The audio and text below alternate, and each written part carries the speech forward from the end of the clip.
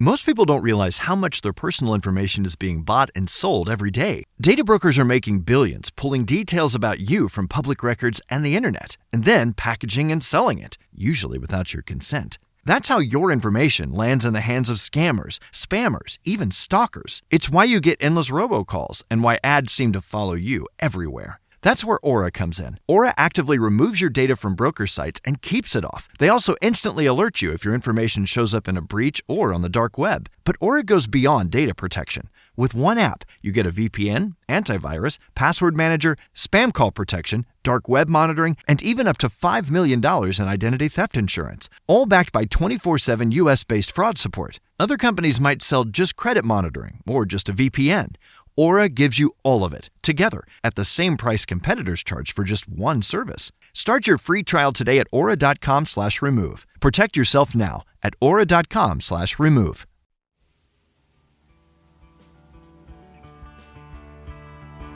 The following is a presentation of the Tragically Hip podcast series.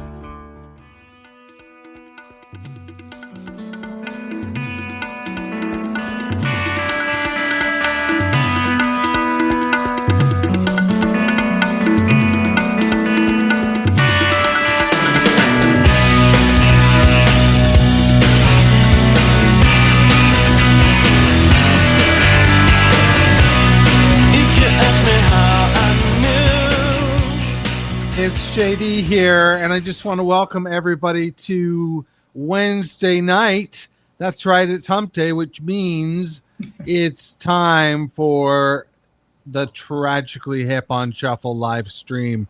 We get together once a week and we talk about a song that we picked last week by hitting shuffle on my playlists, and then we assemble a panel. You can see them around me, surrounding me like the knights of yore, and we debate, discuss, and dissect this sucker.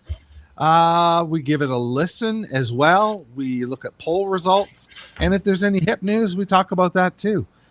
If you're in the chat, please participate. First thing you can think about, which our panelists are thinking about as well, is what is your favorite last song on a record?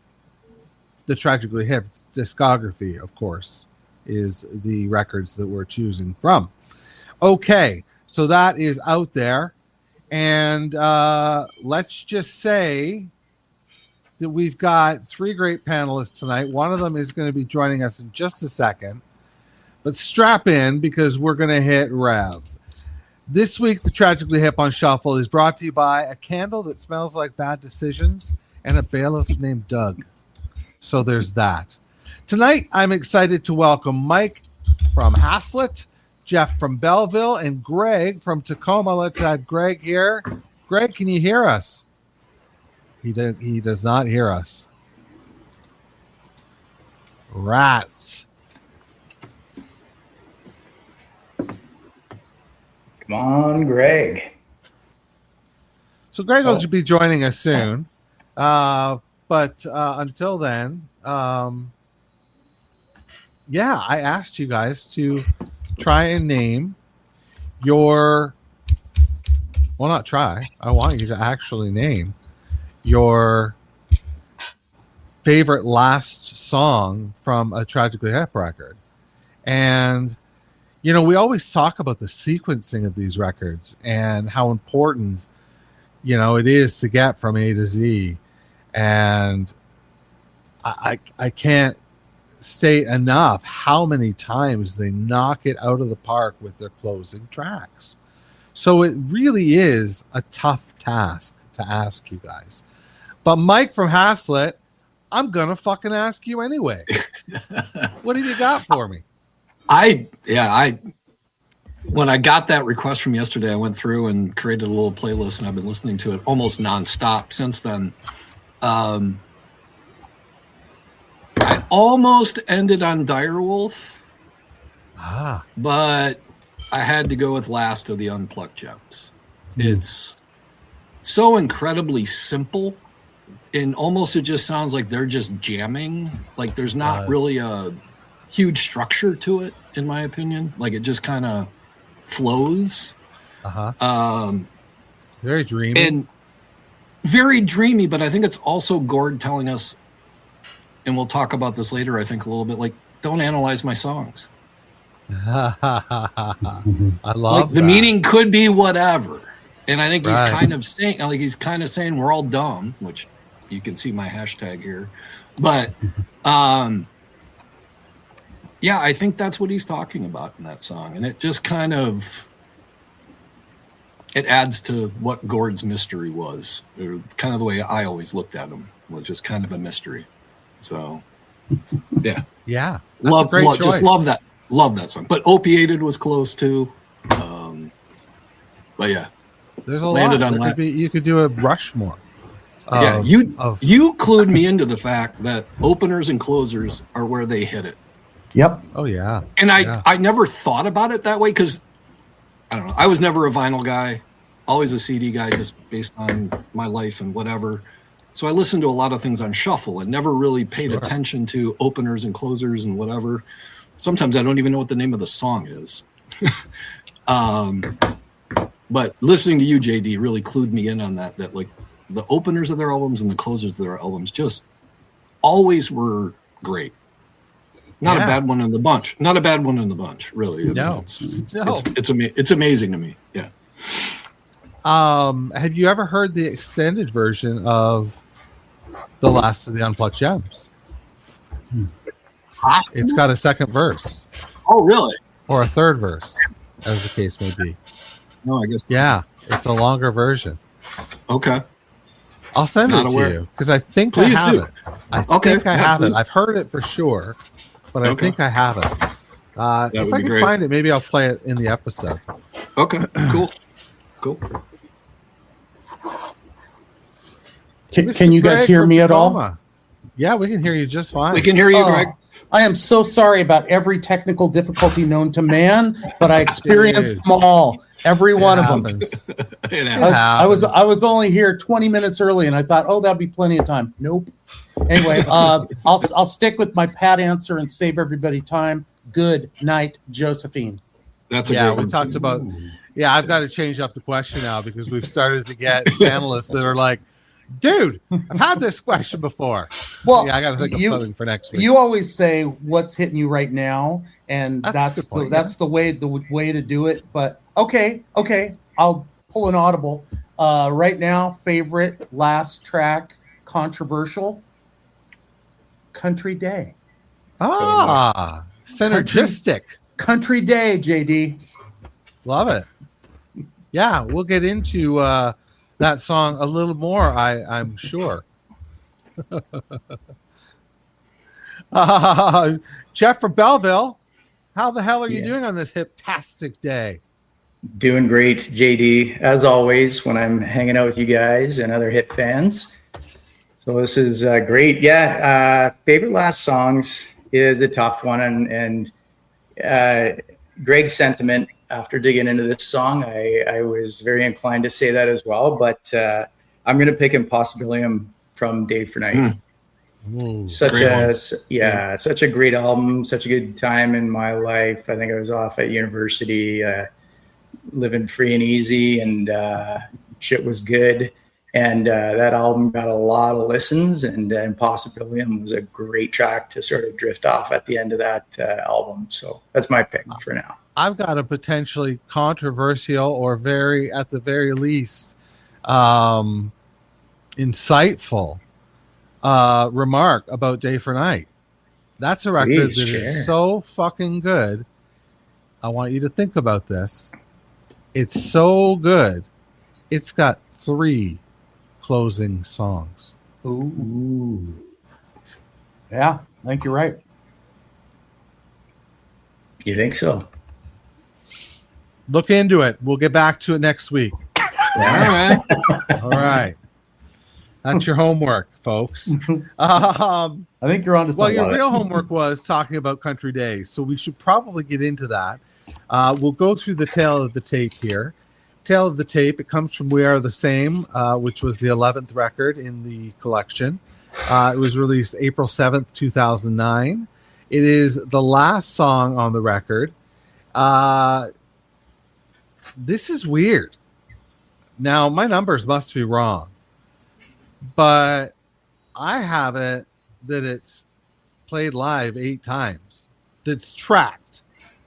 April 9th being the first, and November 30th of 2009 being the second. 2 of those times that are tracked of the 8, it was done as an encore. So very slim pickings in terms of finding live versions of this song. But our friend Greg from Tacoma came through earlier today, gave me a couple options to choose from, which I did. And we're going to give that a listen. Before we do that, I want to show you the poll results. And here they are. We have 46% that love the track, 31% that like it, 21% that tolerate it, 1% that skip it, and 1% that have never heard of it. Those numbers might be some sort of anomaly, because I can't believe. Yeah, 1% seems strange to me, but there it is. There it is. It's a mole screwing with your stats, JD. I'm sure it is. I'm sure it is. Yeah. Well, should we give this sucker a burn or what? Absolutely. Yeah, let's do it. Let's do it. All right, here we go. This is Country Day, live from Artpark, Lewiston, New York, June 4th, 2009.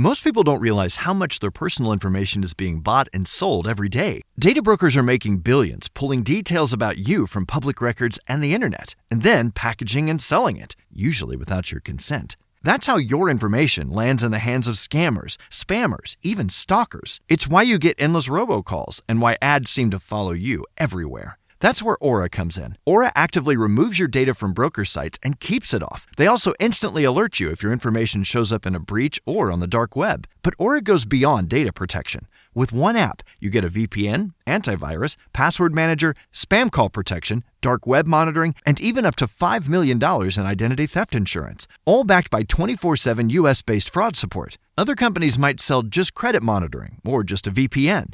Aura gives you all of it, together, at the same price competitors charge for just one service. Start your free trial today at aura.com/remove. Protect yourself now at aura.com/remove. All right. If you didn't get it by now, the song that we're talking about this week is Country Day. Let's start at the start with this one. Greg, I'm curious, you had mentioned off the top that this is, your favorite last song of the moment. So we'll give you the honors of tipping this off. Okay, I'll do my general. I know I showed up late. We're probably short on time. I don't want to talk too much. No, we're not. Just take your time. Just do it. Well, anyway, a flag for a little bit later. We Are the Same is probably my least favorite album by the Tragically Hip. Okay. I know many, many people who think rightly that I'm a dumbass because of that. And yet it's the one I connect to the least. So to be able to go through it again, you're a dangerous man, JD, and you're like, hey, pay attention to this song, seemingly brought to you through random means. But I know you didn't actually do that because you made me listen to the whole record again, 5-6 times. And this last song is one of the best songs on the record. There are some great, great songs on the record. And the entire problem I have with it is the production. And I'm not the only person that has that, but it allowed me to get more specific with my thoughts about the production. And so by the time I went through, oh no, not that album, oh no, not that song, to getting ready to talk with you all today, I was like, this song actually kicks ass. And that version I sent you really kicks ass because live, the short form is because of the production and he who shall not be named. I never know who's doing what, right? And specifically, my main problem with the production is the mellow gold background vocals that take all the balls out of the band. And I'm like, what? I don't need to hear Bob Rock singing background vocals with his friend. What I need to hear is my guys. And so those things being said, it still kicks ass. There are some really good things about it, and that'll be me shutting up. Well, I mean, shutting up is absolutely fine, but you made some nice points there, and you really set us up. Jeff, I want to know if you want to take the rock now. Yeah, sure. Sure. I'll take the conch there, Peggy. I kind of have the same outlook on that, and it goes chorus, verse 2, chorus, verse 3, chorus. And, it starts off really soft and on an album that's already got, and I mentioned this, the last song I did was on this, JD, was also from We Are the Same. So I'll be repeating a couple things, but it's a more acoustic / mandolin heavier album than any of their other albums. And, it's called Country Day, and it starts off with this nice, breezy, airy vocal of Country Day. And the acoustic is going. And so I feel that with the music and the lyrics, specifically at the start, it creates this imagery of the country and a country song. And so it implants that sort of mental picture or image or idea in the listener's head. But but that's not the case. It's not a light, airy country song because it's like there's a contrast in this song between soft pieces and gritty, heavier pieces. And it builds through the song. So by the third chorus, the tempo and the music sticks. It doesn't go back to the airy, light stuff. But then we start thinking about the production and, like chorus and verse 1 are great, but and then chorus 2, there's some strings. I'm not a music guy, so I'll just say what I think it is. Strings and those vocals you speak of. It's not the hip guys; it's these vocals. And then as we get to the chorus a third time around, we get heavier instrumentals. And by the time we get to the end of the song, I find that it's a fight between Bob Rock and the band. It's like this contrast between the two of them and their butting heads, and the song fades out, and it's like this epic battle because there's a wicked guitar solo at the end, and it's fighting with the Bob Rock stuff. And at the very end, as it just fades out, it's just the instrumentals, and it's Bob Rock wins. And I think it might be symbolic of something in this song that I'll get into a little later. But there's a banjo. There's a banjo in the last 30 seconds of this song, and I would love it if there was banjo on some Tragically Hip records. I'm not afraid of the banjo, but to your point, Jeff, that Bob Rock won because there's not only strings and super smooth vocals that are actually distracting because they're so smooth, but there's also stuff in there that just it wouldn't be there without the production. Yeah, I agree. So, and Mike, for me, it doesn't ruin the song. Right. But when I start to dissect this song and really pay attention to it, I actually started a note that I wanted to write, but I didn't want to make sure I didn't repeat anything I said from the last time we talked about We're the Same. So I went back and listened to the episode, and JD, you actually said it right in the last episode, not the last episode, but when we did Honey Please from We're the Same. Right. You said, what would this album or song, but I'm thinking album, be like if you took all the initial material and you gave it to another producer? What would you mentioned? I think Gavin. Can't think of his last name right now. Brown. Was it Gavin Brown? Perhaps. Brown? I think that might have been the producer you suggested. But I'm thinking, what would this one more so than World Container? Because I think the Bob Rock influence is more heavy on this album than the prior one. What would it sound like? How would it turn out? What a neat exercise they could maybe think about in the future for another release on the 10th anniversary or 20th anniversary of this album, produced by someone else. Could be 20, yeah. Mike, right? Where are you on the production of this record? Well, so given that, Greg seems to be a music guy and Jeff says he's not, but I think he sort of is. But and being an American or being over here in Michigan, I didn't get all of the Bob Rock discourse. I didn't hear it. You know what I mean? I didn't understand it. I didn't know what was going on. I didn't even know who Bob Rock was, and I didn't even know he did World Container.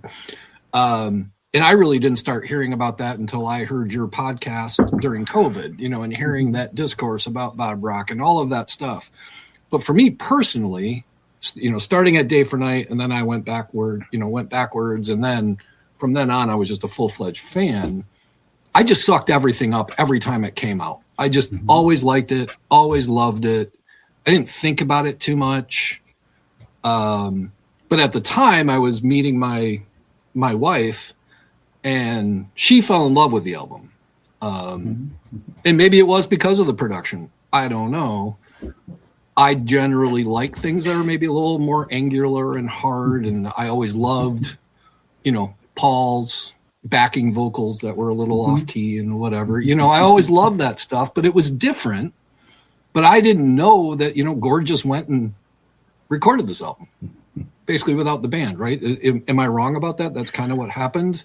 Yeah, that's what it sounds like. And he brought them in late, really late into the process is kind of what I've heard. But it doesn't sound that way to me. To me, there's some great songs. Love Is the First is one of my favorite songs. Depression Suite is just fabulous. Yes. Yeah. And Country Day has always been one of my favorites too. Honey Please, which I didn't know you guys had done this one yet, but that's always been one of my favorite as well. Yeah. I mean, I don't know. It's interesting to have that sort of outside perspective, because I don't know, not being in Canada, not being in the music business, all that, I can kind of take it as I like it or don't, or whatever the case may be, without hearing the media, whatever. But this was also one of the first albums where I started to hear and see interviews with Gord as the album was coming out. Like I started, social media was getting to be more of a thing in 09. So I saw some Much Music stuff, and I remember a Strombo interview that I saw, and I remember him telling me in that interview, I think it was that one, but he says, Bob was telling me to sing in my hotel voice. And that comes through because it's a different Gord voice than if you go and listen to Adawaspet. Sorry, I'm horrible with that. Horrible with that word. But the voice changes, or no different than the way it was in Opiated. You know, like it. And that was a great thing about Gord. But yeah, it just great song. But the discourse I wasn't aware of until much later. And actually, that was the last time I saw them until 2016. Like I saw him 3 times. I think I saw him 3 times in 2009, and then, you know, young family, whatever. And they didn't tour. I don't feel like they toured as much in the States after 09. They did a little bit, but not as much. So I didn't see him again until Hamilton in August of 2016. But so it's not surprising that Country Day, and I don't think they toured much or toured as much after We Are the Same. Is that fair? I don't know if anyone can. Well, there were 3 years between the records, and then 4 years between the records, right? So, and then when did they do the Fully Completely tour again, JD? 2015. 2015. Yeah, that was so 15. Yeah, they took a big chunk of time to tour an older album as well. But it just felt like they weren't as. Oh, go ahead, JD. No, I want to just go back to that producer point for a moment. And today is the 23rd anniversary of the Gord Downie solo record, Battle of the Nudes. Man, Country Day with that kind of production would fucking kick my ass. And it could still, like Jeff broke down, have the softer and rougher parts. But those rougher parts in that live version we just heard, I know there are a lot of people that don't like that era of Gord's voice live, but it's so guttural. And it's so great. And it works with that part of the song. And I think that's what Greg from Tacoma was talking about when he said the balls are sort of ripped off. Greg? That's it. They kick ass. And okay, so I'll do my little producer thing and I'll shut up. Mike, the fact that your wife loved this record, you know, if somebody came in to the Tragically Hip at album 11, it's still the greatest fucking rock band in the history of rock. Absolutely. There is no such thing as a bad Tragically Hip song. Right. Love Sick. In my view, I appreciate all the things you like about that song, but in my view, that's like one of their lowest points when they're letting the producer try to recreate what Gord does live, and they try to do it on that track, and it just falls flat, you know? Okay, that if some things don't work sometimes, it's still not a bad song, it's a great song. But anyway, so the producer thing for me is I hear, before I knew who Bob Rock was, I never heard of Bob Rock. And I listened to the album when it came out, and it just bit me less. They were biting me so hard up through In Between Evolution, and then I kind of lost the thread there for a minute. And the next 4 albums that came out weren't as compelling to me. Now, that's my problem, because thanks to JD, I had to listen to all of those last 4 records, and people talk about them, and I'm convinced that they're genius, but I never, ever hit skip all the way through, you know, the first 9 records or whatever it is, because they're perfect. Yeah. Okay, so go ahead. No, like to add to that, I think and personally, it's just obviously my opinion, but I think this experiment that they did with Bob Rock, it would have been better suited for like an annual concert. Like the Tragically Hip goes with the symphony orchestra and achieve all those other instrumentations and strings and like vocals from, you know, a choir and stuff like that. Like give it to us as a special concert or 2 or 3, or do a tour with it. But to lock it in on an album, I mean, again, don't get me wrong, I love both albums, I do, right? But I think you're right, they don't bite you like the hip. It just feels like it doesn't showcase each member the way they always have been in their other albums. Right, exactly. I guess it's a really great, it's like one of the best Gord Downie solo records there is. So how did Lustre Parfait hit you guys? I really enjoyed it. Yeah. Because that was Bob like, and Gord, right? That's Yeah, Bob and Gord. Right. But there was like this, right, with them. Yeah. Whereas Bob and the Tragically Hip, it was like this. That. And that's why I'm suggesting that this record really is, you know, a Gord solo record. It was him working with Bob pretty closely, and the band sort of feeling like hired help, as we learned in the documentary. So Greg, did you know, like now for Plan A and Man Machine Poem? Did you have the same thoughts? Yeah. Once they got there. Yeah, it took me a while. Took me a while to get into those records too, but I love them now. Right? They're more adult and they're awesome. So when I first heard this, and we first started thinking about it, and I heard the part in the documentary where the guys are talking about we didn't even get to do our own background vocals, you know, and they were pissed about it, and it sounded very awful and terrible. However, the live version that you played today, JD, they kick ass, and at the end of it, they have fun. And whether it's rough or not, the thing I love about Gord's singing, and I am not a smoker, and I know Gord, you know, in this song, he talks about smoking. We can get back to lyrics and things, but like for what it would be to be a smoker who's also a vocalist, who's working on your vocals over 30 years. I mean, in that live performance, I hear him going for high notes. I hear him vamping and striving, and he's not just talking or doing his usual stage chatter. He's actually trying to sing, and I think he's a very good singer, and I think he became a better singer with time and age. So let me do my production thing, and then I'll punt to the next folks. But JD, you remember Chris Livesey joined us last time.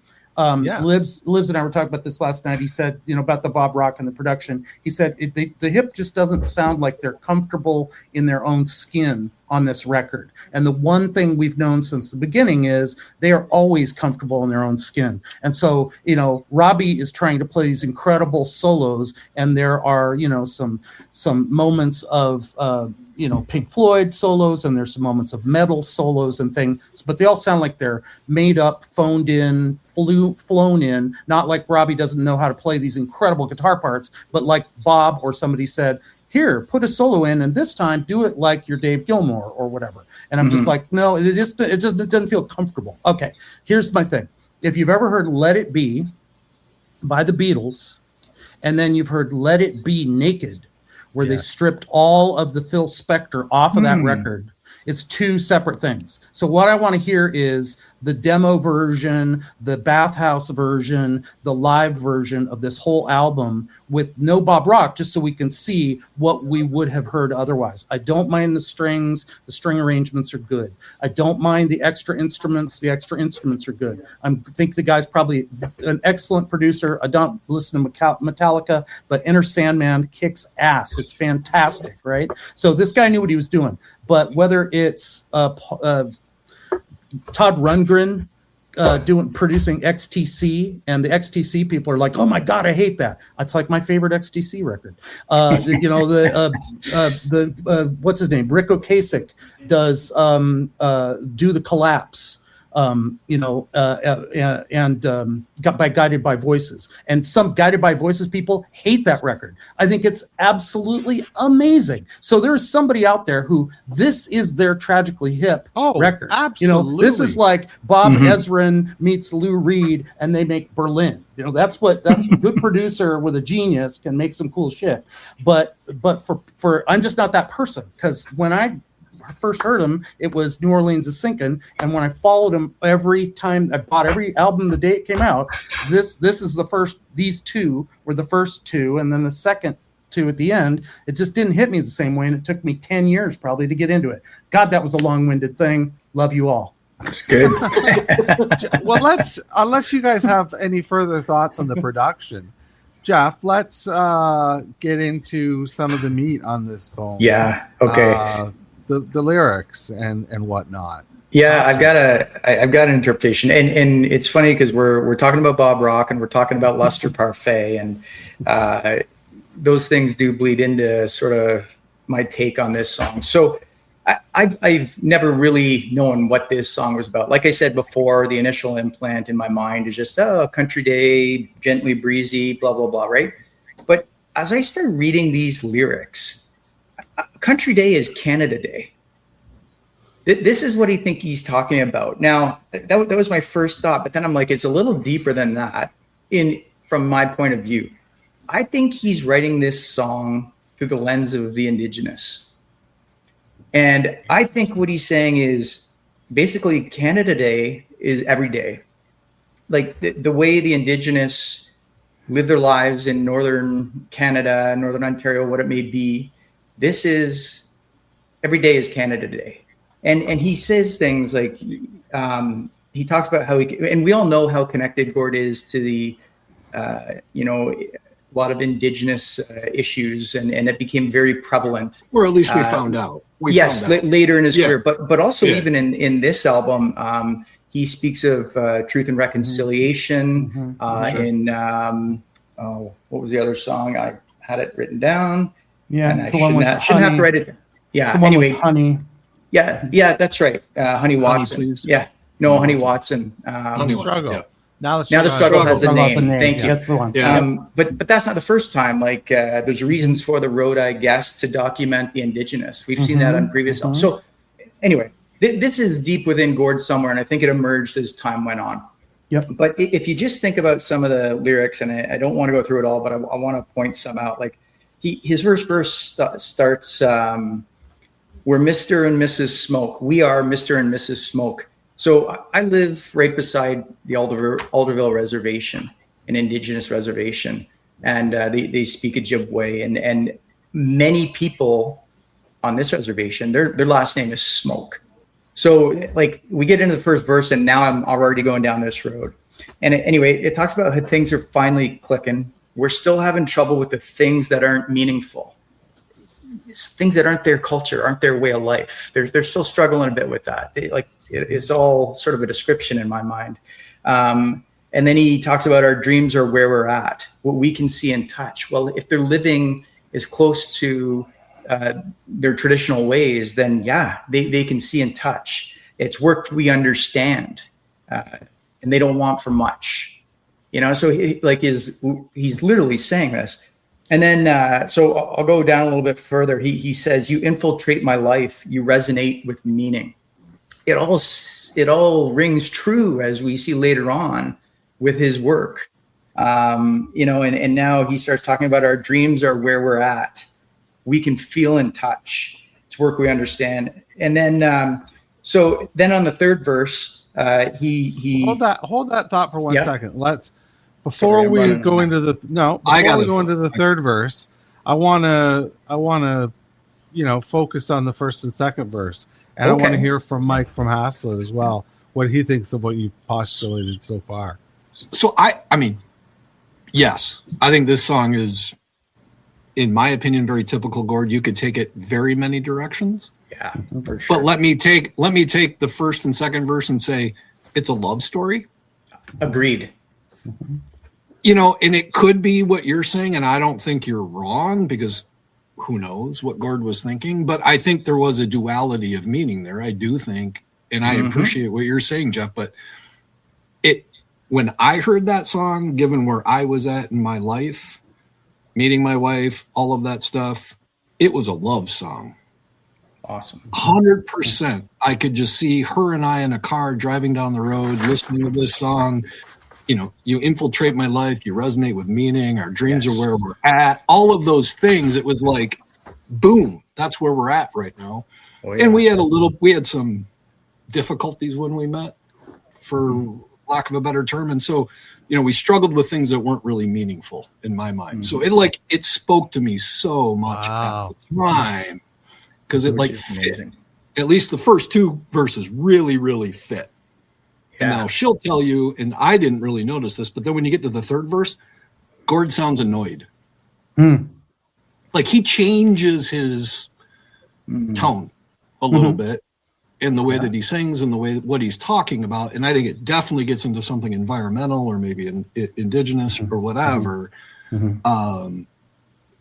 But yeah, I think there could be a lot of different things going on in his mind, but we all know he pulled in different themes and wove them into cool stories. And I think this one really fits into that thing. Sort of the last of the Unplugged Gem. We don't know what he's talking about. It's very true, but it's fun trying to guess. Yeah, right? Absolutely. That's the trip. That's the journey. Sorry, Greg. I just want to quickly agree with you on that, Mike. I actually skipped over some pieces because I believe there's a love story in there as well, which I'll circle back to after Greg has a chance to. Yeah, sure. Oh, I think you both are killing it. I would ask, when we think about the love stories that Gord tells, how old are the people in the love story? I would say they're teenagers, based on the fact that a lot of his stuff is about teenagers, and where you're about to go, Jeff, after this verse is like it starts getting menacing. And then the other one I thought about is Country Day. What is that? How do we Country Day away from what? What's going on? There's a big movement in the U.S. and there's only one of these in Canada, maybe three of them that I've heard of. But there's a Country Day school, and I could just see Gord driving down the road. He sees a sign for the Ontario Country Day School where, the bourgeoisie send their kids out to go do some fancy learning in the country that day before they come back in. And, the work we don't want for much. We don't want for much. We don't want too much. I hear some organized labor kind of stuff in there. Later on in the song, I don't want to wreck the foreshadowing, but later on in the song, we go to some sort of national politics with this song, which I wouldn't have expected. So back to you all. No. So I love that. That's all. So I'll just skipping over to the third verse again. We're just running on that first thread I was talking about with the Indigenous perspective. He says, so God keep our land. That's a part of our national anthem, which ties me back into Country Day is Canada Day. So it says, so God keep our land because we certainly can't. Well, maybe that's the perspective of the Indigenous because it used to be their land and, all of it. And then it says, until the darkness ends, until the sun tries again. And the sun is a very important thing in the Indigenous culture. It's revered as a sacred relative, a life giver, a symbol of knowledge and enlightenment. So anyway, I think those are very interesting and supportive to the theory. But then to go back to the love story piece. So when Gord says, I wrote, I love you on a rock one day, through it, never dreaming. So I'll just quickly, one more Indigenous piece, writing on rocks is a 1,000-year-old tradition in the Indigenous culture. It's what they do for teachings, for lessons, for stories. So there's just that. But this is where the love story piece comes in. Because he says rock, Bob Rock pops into my head. Okay? So if you write a song on a rock, it is then a rock song. And what does Gord do? He writes rock songs. So I don't know, my theory is that perhaps he wrote a letter or a song to Bob Rock, because we all know he was deeply connected to Bob. I would say he was moved by Bob, and he almost lost his band because of his relationship with Bob. I'm not saying this in a manly way. I'm just saying I think he loved Bob. He really did. He had a really special relationship with him. So, I think it's a metaphor. I wrote, I love you on a rock. He wrote a song expressing that he loves them and how important he is to him. And then in the third verse, he references that throwing of the rock. And he said, that rocket missed your head, though it didn't miss by much. I remember what you said. No, I mean it. I am touched. And somehow it is enough. So the song, I thought, oh, man, what song could it be? So I went to Lustre Parfait. And, I know we have some Love's Sick and Love is a First. I don't know if they quite gel with sort of theory I went with, but the song I went to is Something More.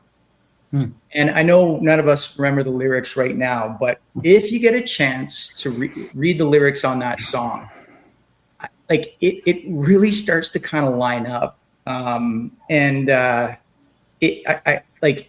Of course, I may be projecting that all myself because of the train of thought that I had. But when I look at it, I think to myself, Gord started writing these songs with Bob Rock around 2009, 10, 11 that ended up on Lustre Parfait. When Gord became enamored with Bob Rock, it was in that window.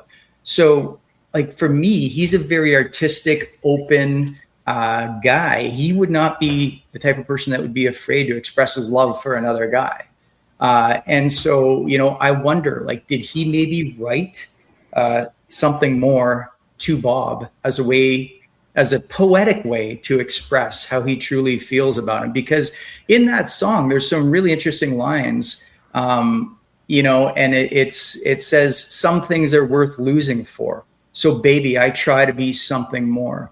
Is he referring to his band? Some things are worth losing for? Like, anyway, when you have time. You are deep down this rabbit hole, my friend. It's deep. Yeah. But Jeff, wasn't he also struggling with his wife at that point?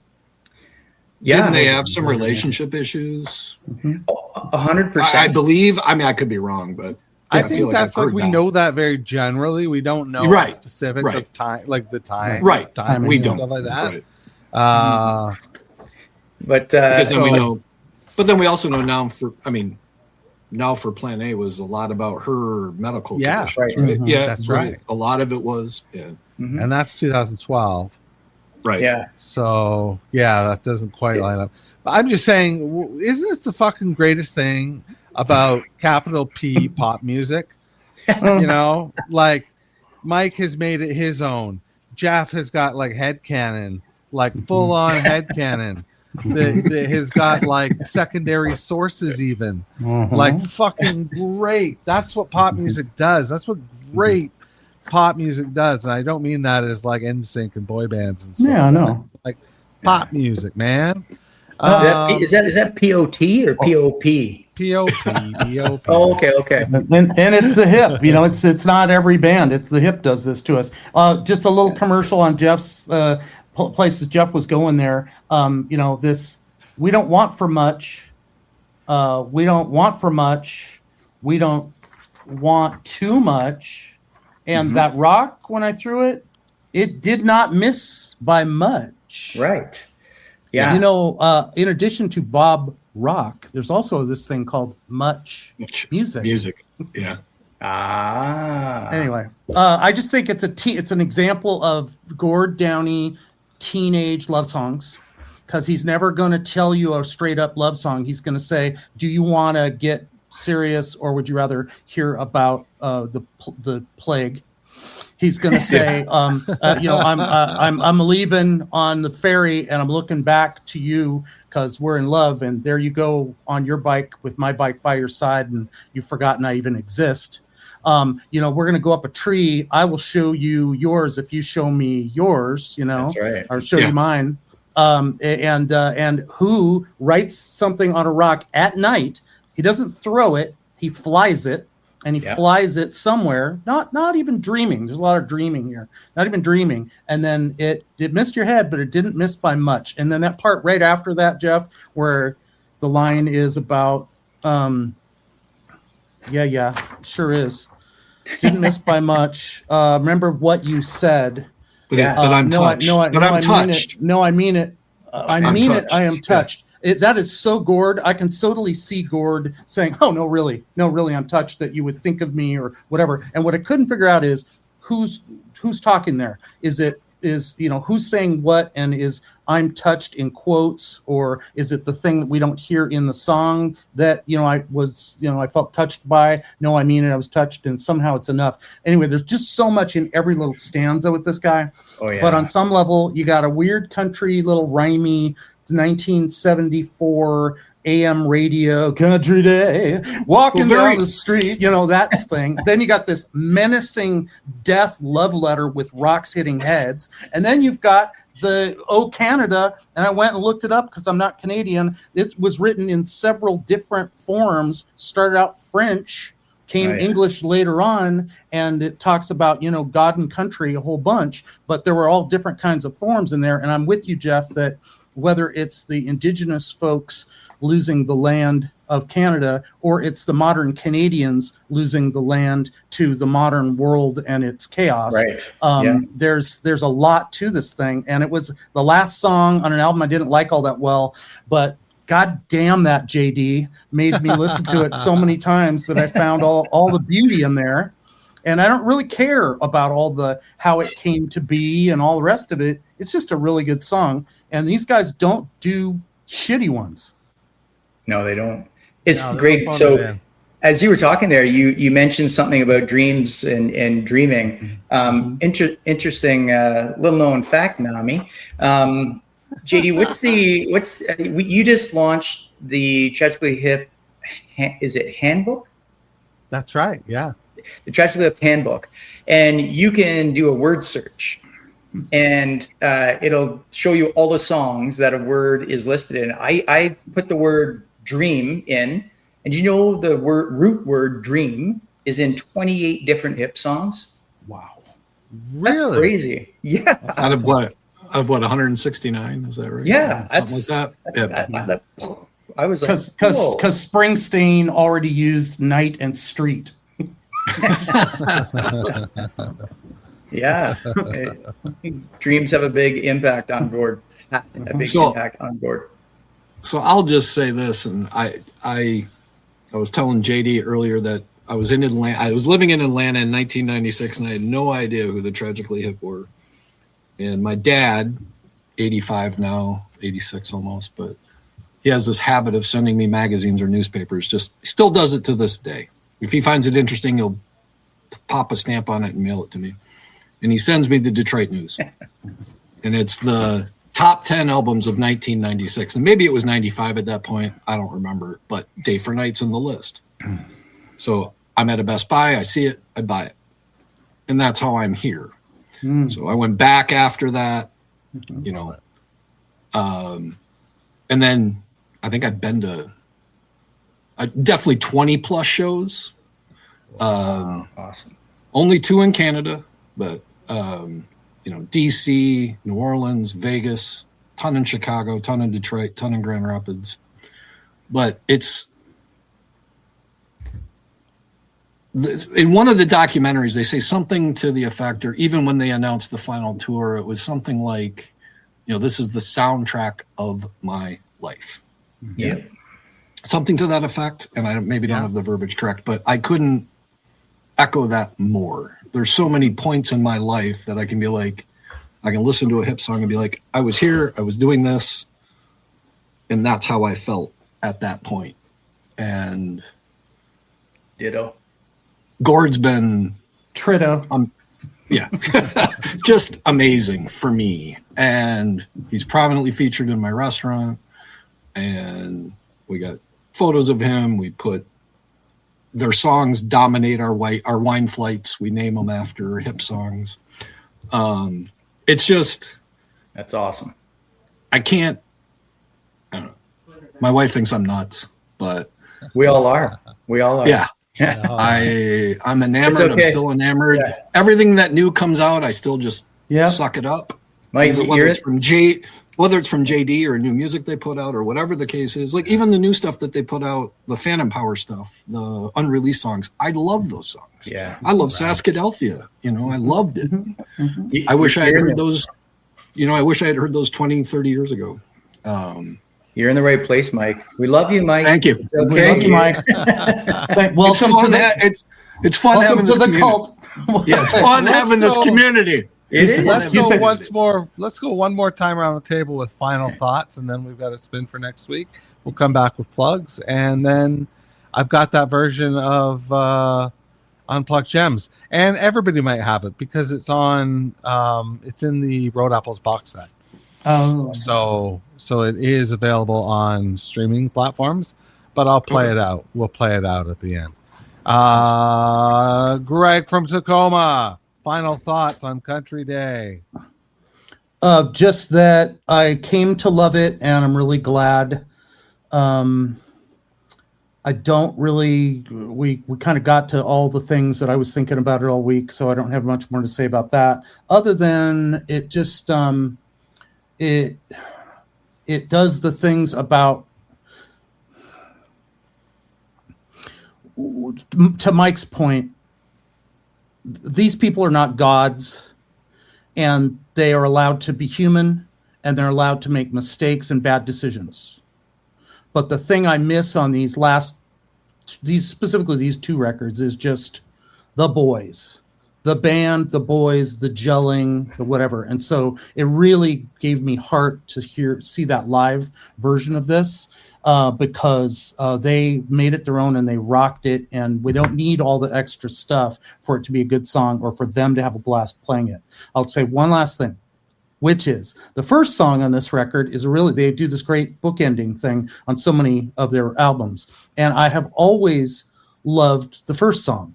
And so when we think about sort of where they started and when they go, there is remind me, Morning Moon. There's a live version of Morning Moon where Gord says, leading up to it, that this is the third best song we ever wrote, and then he goes into Morning Moon. It is the third best song they ever wrote, right? It's also the 30th best song they ever wrote and the first best song they ever wrote. But it's stellar. It's an incredibly good song, no matter who the producer is, no matter whatever, right? This song was overlooked by me, and I'm really glad to just have a chance to pick up that rock and look underneath there, and there's tons of beauty. I really appreciate your comments, Jeff and Mike. You guys are badasses, and thanks for all being in this group together. No pun intended, right, Greg? You picked up that rock. Yeah, I saw what he did. Jack, any final thoughts? Yeah. Final thoughts on Country Day? Thanks for that, Greg, and I'll echo that to you, Mike. Thanks, guys. This was really great. I enjoyed it. JD, every time I get to come on, and I call it an exercise, doing an exercise in investing more into a hip song than I have, and I feel I already do invest a lot in every song. I always come away with a new appreciation and from my perspective, seeing more layers. And being the second song on We Are the Same.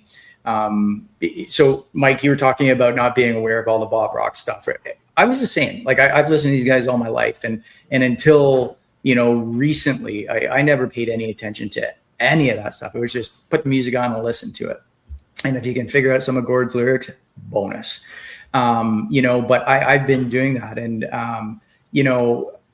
with this album, seeing how overproduced it is by Bob, I really feel for the other members of the band, Gord, Johnny, Paul, and Bobby, because without any one of them, the hip isn't the hip. And I just feel like, they clearly went through this and it must have been a tough time, and I know they express it, but to actually wrap a head around it and listen to these songs and dive in, I'm starting to comprehend it. And, they're also amazing. I feel for them, and I know they're probably passing over it, but anyway, sorry, I kind of rambled there, but I love the song and I love it more now after doing this. So thank you. And thanks for the conversation, guys. Yeah, it was a good conversation. Mike from Hassel, the conversation is not quite over, though. Do you have final thoughts? Yeah, I'll keep it short. I was hopeful when I raised my hand for this, it would be a later album, because I feel like those have everything I read, everything I hear from people, like they don't like them, they don't understand them. I feel like a lot of people tapped out maybe after Phantom Power. in many, many cases, or a lot of people did, or even day for night in some cases. And I think that's criminal, in my opinion. They changed, they evolved, it was always them, but they were different. And those are the kind of bands I have followed in my life, and the ones that I love the best. Like, they don't sound the same through 15 albums. Like, there's little differences, there are nuances, they change their sound, there's whatever. But so I was appreciative that it was Country Day, and I tried forever to make my last closing song not an early album, but I couldn't do it. Last of the Unplugged Gems just kills it. But anyways, so I kind of shot myself in the foot there. But I almost picked Man Machine Poem just on principle. But yeah, thank you, JD. What you do is awesome, and it keeps me going, and it keeps me interested, and it's been a pleasure getting to know you remotely. So thank you. Oh, well, come back and get to know Please do. And, yeah, let me know. Yeah, happy absolutely. to come back. Yeah. We love having repeat panelists, and it's kind of fun now that we're seeing different people fit together in different puzzles. Like, it's kind of fun that way. Before we get into plugs, we've got to do one thing for sure, and that is shuffle for next week. And I think I got this figured out now, guys. Look at that. If I had a quarter for every time I heard JD say that. Here we go. I'm going to hit shuffle. I've hit it. Oh, nice. Good choice. Nice. That's a good one. One night in El Paso. Can't hear it, but I can hear it a little bit. Yeah, it's just better rip, JD. Yeah, it's fantastic. That's almost as loud as it is. Loud as it can get. Good tune. That'll be a fun one. Yep. Yeah. All right. Menacing. Yes. That's why these guys are great. All of them. Gord Downie's pretty menacing, but don't mess with Paul Langlois. That kid, he's dangerous. He'll break into a store. Yes. That's awesome. All right. It's been a great week, guys. It's been a real great week. I want to thank you for all your hard work. Again, like I always say, you guys do the heavy lifting, and that's absolutely true. So thank you for doing that heavy lifting and really peeling this onion. It's a tough thing to do, to look at songs that are so part of our lives and try and take away our personal baggage to be objective, or to revel in our personal baggage and make it as subjective as fuck. Again, that's pop music, and it's one of the wonderful hallmarks of it. Next week, we'll be talking about yawning or snarling from the aforementioned Day for Night. And I got to think Day for Night I think we've done like 4 or 5 songs from Day for Night at this point. So I'll have to check that out. We'll have to start keeping stats. Thank you so much, everybody. Before we go, I'm going to play, or on the way out, I will play Last of the Unplugged Gems, the full version. If you haven't heard it before, now you will. If you have heard it before, stick around. And we do this every Wednesday night at 8 o'clock. We have a different panel. We talk about a different song, and we have a fuck ton of fun. So, if you're interested, join the live chat. Come. If you want to be a panelist, you can do that as well. Go to home.tthpods.com. All right, fellas. Thanks again. Thanks for listening. Thanks for watching, and pick up your shit. Thanks for listening. This has been a presentation of the Tragically Hip podcast series. For more information and to follow us, visit home.tthpods.com. If you'd like to reach JD, send an email to jd@tthpods.com.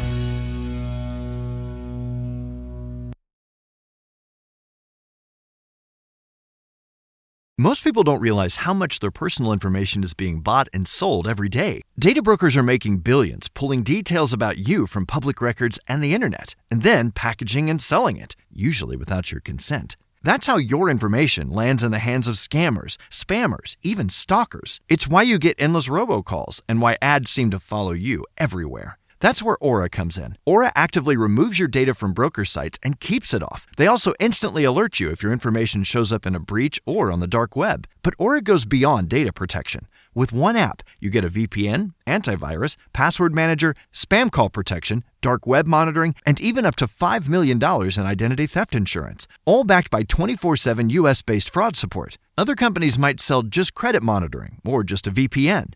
Aura gives you all of it, together, at the same price competitors charge for just one service. Start your free trial today at aura.com/remove. Protect yourself now at aura.com/remove.